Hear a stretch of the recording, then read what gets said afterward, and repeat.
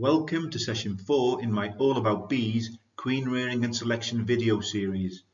Today I'll be showing you how to create 6 or more nukes from one strong colony. Great if you're wanting to make increase quickly or you want to sell some nukes. This procedure is known as the cook circle and is best performed in mid to late spring when a strong nectar flow is on and colonies are strong. If you are enjoying these videos, please click the like and subscribe button below and you won't miss out on any new video releases. You can support my channel by buying me a beer or donating to my PayPal page. The links are in the sunflower banner at the top of the page. And I also welcome any comments or questions you may have.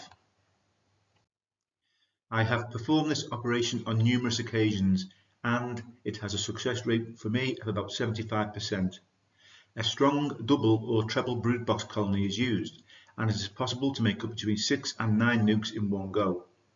Additional stores may be taken from other colonies if required, or even stored if you have removed frames of stores from overwintered hives. The nukes remain on the same site in a circle around where the parent colony was previously sited. Let's look at what we have to do in more detail.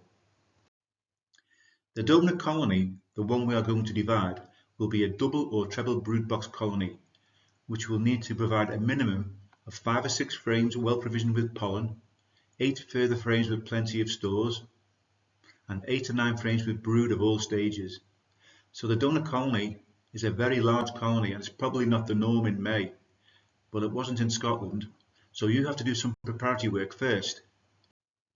So you do need to give some thought as to what colony you are going to use, and I would identify several possibilities in the season before. You need a fecund queen that will lay up at least 9 frames of brood and a calm strain of bee that will collect lots of pollen and nectar. The colonies I selected for this were always my buckfast type bees as they fit the bill nicely. The queens are prolific layers, they overwinter well and build up quickly in spring. I used to take them to the oilseed rape and that virtually guaranteed very large colonies with lots of brood, pollen and honey by early to mid-June in Scotland. You can also consider stimulative feeding of thin syrup in a contact feeder. Use 1 kilogram of sugar to 2 litres of water if there's no spring nectar flow on, as this will also stimulate brood rearing. You can supplement this with pollen patties if required. Now you do need to keep a close eye on swarm preparations, so I would clip the queens and carry out 7-day inspections. Let's look at what equipment is required. Well, a strong, healthy, double or treble brood box donor colony is required. You need ripe queen cells in a queen raiser colony, so you will have to organise a queen rearing system alongside. The Miller method, which I've shown you previously, would provide between 6 and 9 queen cells, so it would be okay for this. You could also introduce a virgin or a mated queen into each new nuke. You also need 6 or more nuke boxes, each with a dummy board. You need sterilised empty drone brood combs, 1 for each nuke box. And you need deep frames containing pollen and honey, and these can be taken from other colonies or saved from hives at the rape, for example. The parent colony will have been on site for at least a week, so the bees in it will be orientated to the hive entrance. The empty nuke boxes are arranged in a circle with a 2-metre inside diameter around the parent colony, with their entrances facing inwards. Here we have 8 nukes in the circle. The parent colony has already been dismantled. A word of caution here, this is important. Don't perform this operation on grass, as I later found that many bees climb up the grass stems and remain there to die, which is very frustrating. The best option is to place cardboard on the ground area of the circle, or I progress to use weed membrane. Later, when we dump the bees in the centre of the circle, the smooth surface of the cardboard or the weed membrane gives them easy access to crawl into whatever nuke they choose to enter. So this is a photograph of the weed membrane that I ended up using to prevent the bees crawling up the grass stems and dying. So we do this on a warm and dry day when the bees are flying. At the start of the operation, you need to remove the supers, place them aside on an upturned roof. You need to find the queen in the parent colony and remove her into a queen cage for safekeeping. She can be put into a mini nuke later with a couple of young bees and some fondant as a spare if required, but this is important. the queen has to be removed from the apiary. So we find the queen if we can, but don't worry if she can't be found at this stage. I'll show you a way around that later.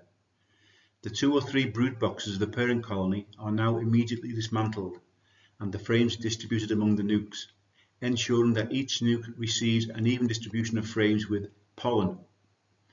Frames of honey, these are placed on the outside of the box. Brood. Young bees are then shaken in off other brood frames, and importantly, a ripe queen cell, 14 or 15 days from egg laying, is placed in the center of a comb in the center of the nuke. Or, as I said previously, you could introduce a mated queen in a cage or a virgin. No cage is required with a virgin, just throw her in with the rest of the bees.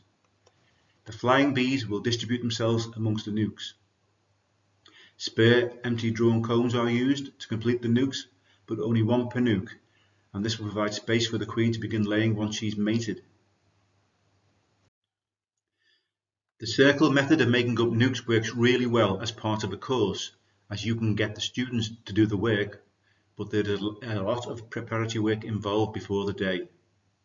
Here we are selecting the required frames for each nuke, and you can see in the bottom photograph 6 nukes in the circle around where the parent colony was, but all now placed on weed membrane. The parent hive has been removed and locked away.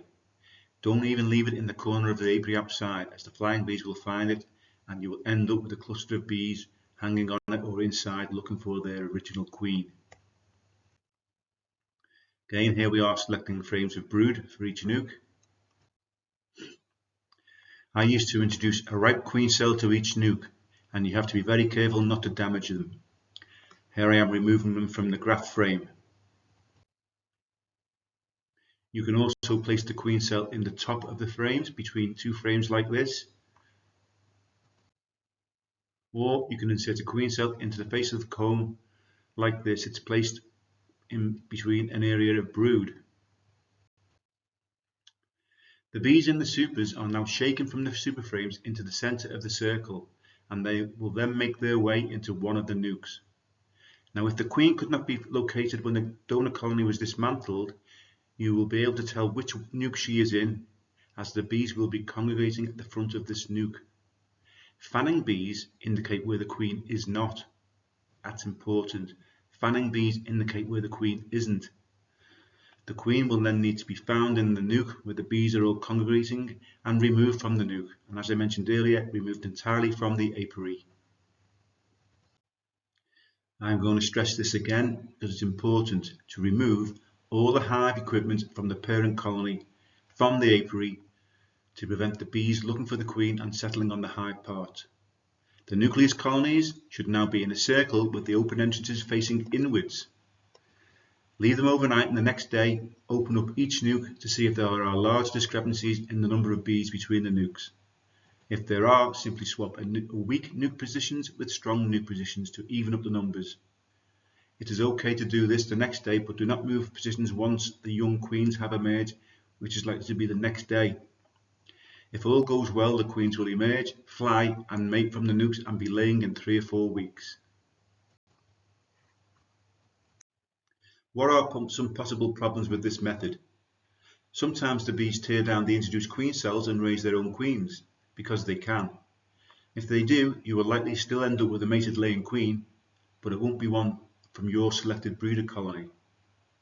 The bees can abscond from one nuke to another, so without unduly disturbing them, keep an eye on the activity at the entrance to give you an idea of numbers inside.